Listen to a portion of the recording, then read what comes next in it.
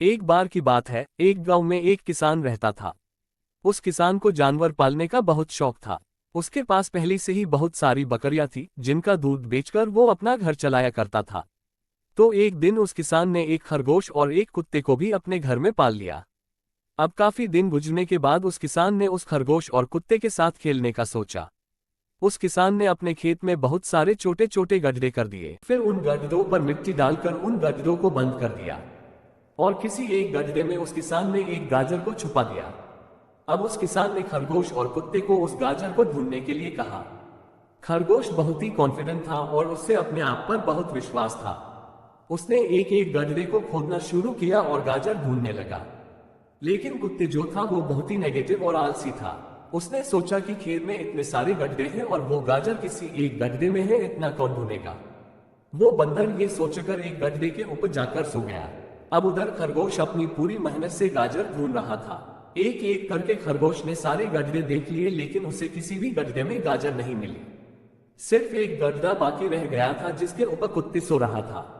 अब खरगोश बंदर के पास जाता है और उसे उस गड्ढे पर से उठने के लिए कहता है। जैसे ही कुत्ते उस गड्ढे पर से उठता है, खरगोश गड्ढा खोदकर गाजर बाहर निकाल लेता है और अपने मालिक को ले जाकर दे देता है। कुत्ता ये देखकर हैरान हो जाता है कि जिस गड्ढे के ऊपर वो इतनी देर से सो रहा था, गाजर उसी के अंदर थी।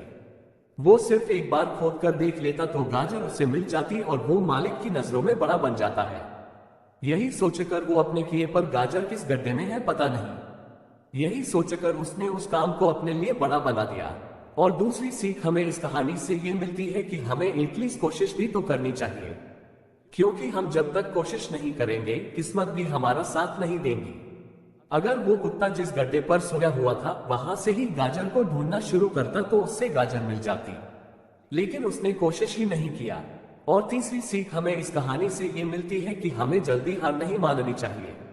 अब हमें नहीं पता कि हमें अपने काम में कौन से साल में कामयाबी मिलेगी। वो 2025 हो सकता है, 2027 हो सकता है, या 2029 भी हो सकता है। लेकिन हमें कामयाबी तभी मिलेंगी जब हम पॉजिटिव सोच के साथ कोशिश करते रहेंगे और हार नहीं मानेंगे। तो अगर आप इस कहानी को और भी लोगों तक पहुंचाना चाहते हो तो इस वीडियो को लाइक करो, ताकि YouTube इस वीडियो को और भी लोगों तक पहुंचाए। और अगर कहानी अच्छी लगी हो तो हमारे चैनल को सब्सक्राइब जरूर करिए।